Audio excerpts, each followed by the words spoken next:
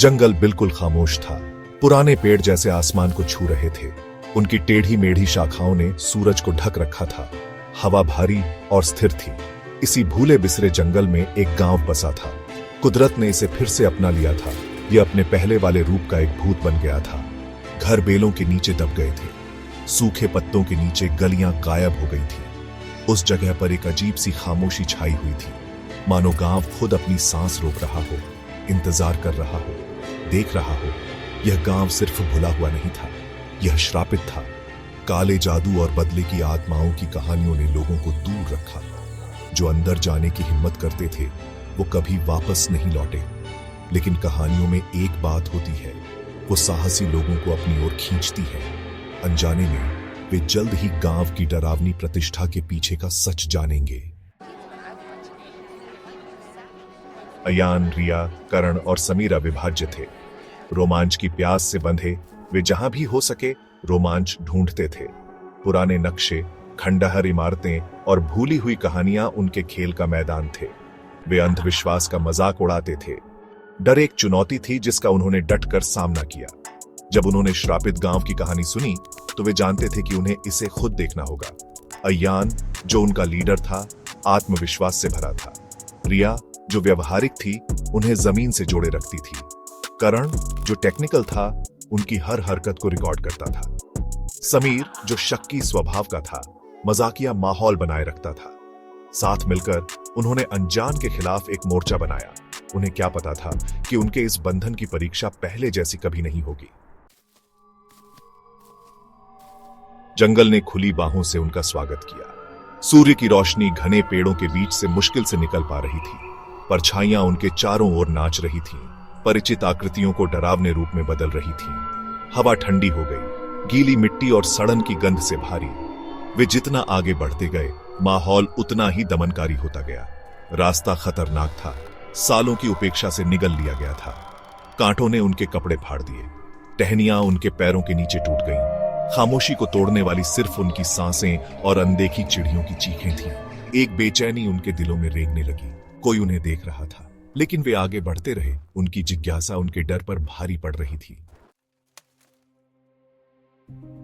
जैसे ही उन्होंने गांव देखा तो उनके मुंह से एक साथ आह निकल गई। यह उनकी कल्पना से भी ज्यादा वीरान था। इमारतें गिरने की कगार पर थीं। उनकी खोखली खिड़कियां खाली आंखों की तरह बाहर देख रही थीं। हवा दीवारों की दरारों से सीटी बजाती हुई बह रही थी, मानो कोई दर्द भरी चीखें निकाल रहा हो। खामोशी धोखा दे रही थी। यह खाली नहीं थी, बल्कि कानों से न सुनाई देने वाली फुसफुसाहट से भरी थी। अयान ने नक्शा निकाला। उसकी भौहें एकाग्रता से सिकुड़ी हुई थीं। अंधेरा होने से पहले हमें डेरा डालना चाहिए, उसने घोषणा की। उन्होंने गांव के किनारे पर एक अपेक्षाकृत सही सलामत इमारत चुनी। खिड़कियों पर तख्ते लगे थे और छत से पानी टपक रहा था, लेकिन यह मौसम से कुछ सुरक्षा प्रदान करती थी। जैसे ही उन्होंने अपना सामान खोला, कमरे में एक ठंडी हवा चली, जिससे उनकी रीढ़ में कंपकंपी दौड़ गई। फुसफुसाहट तेज होने लगी। उनके चारों ओर भूखे भूतों की तरह चक्कर लगा रही थी।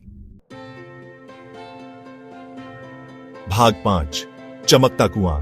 रात होते ही दहशत की एक नई लहर दौड़ गई। अंधेरा हर आवाज, हर परछाई को बढ़ा देता था। फुसफुसाहट तेज हो गई, धीमी आवाजों में बदल गई जो उनके नाम पुकारती प्रतीत हो रही थी। वे गर्मी के लिए एक साथ बैठ गए। उनके चेहरे लालटेन की टिमटिमाती रोशनी से जगमगा रहे थे। तभी करण ने उसे देखा। गांव के बीच से एक हल्की सी चमक निकल रही थी। वो क्या है? उसने कांपती आवाज में फुसफुसाया। जिज्ञासा डर से लड़ रही थी और जिज्ञासा जीत गई। वे सावधानी से टूटती गलियों से होकर गुजरे। उनके कदम खामोशी में गूंज रहे थे। चमक उन्हें गांव के चौक के बीच में एक कुएं तक ले गई। यह एक अजीब रोशनी से धड़क रहा था।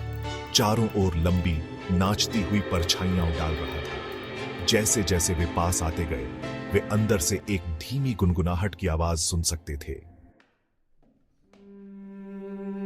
समीर, जो कभी किसी चुनौती से पीछे नहीं हटता था, उसने एक पत्थर उठाया और कुएं में फेंक दिया।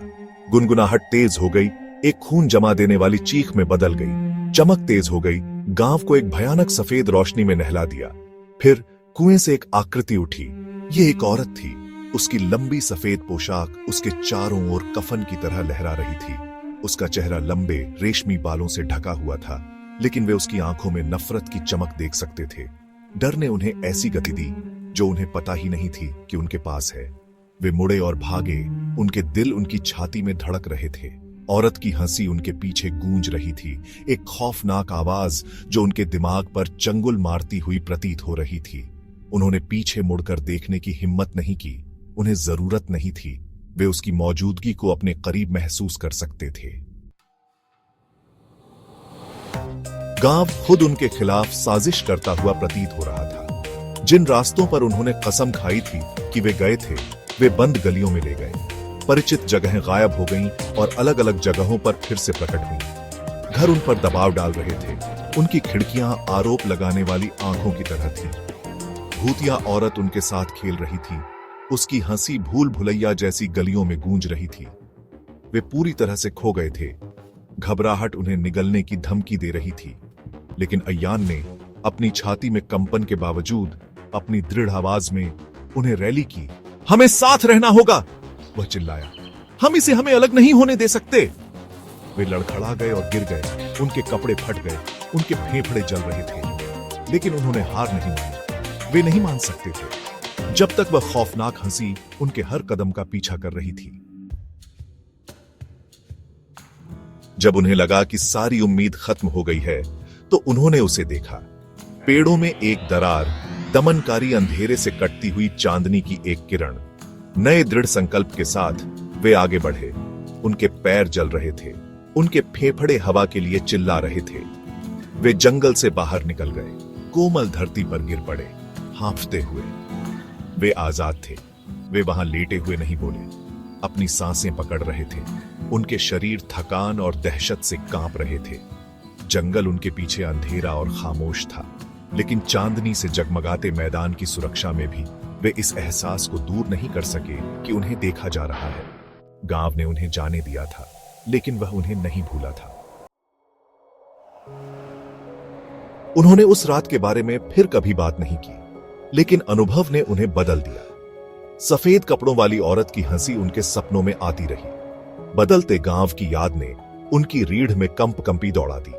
वे अपनी जान बचाकर भाग निकले थे, लेकिन उनका एक हिस्सा उस श्रापित जगह में फंसा रहा। गांव ने उन्हें थाम रखा था, उस दहशत की एक निरंतर याद दिलाता था जिसका उन्होंने सामना किया था। श्रापित गांव की कहानी जीवित रही, फुसफुसाहट और धीमी आवाजों के माध्यम से आगे बढ़ती रही। और कहीं भूले हुए जंगल के बीच में सफेद कपड़ों में औरत इंतजार कर रही थी, बेखबर आत्माओं के अगले समूह के उसके क्षेत्र में ठोकर खाने का इंतजार। श्राप असली था और यह अभी खत्म नहीं हुआ था।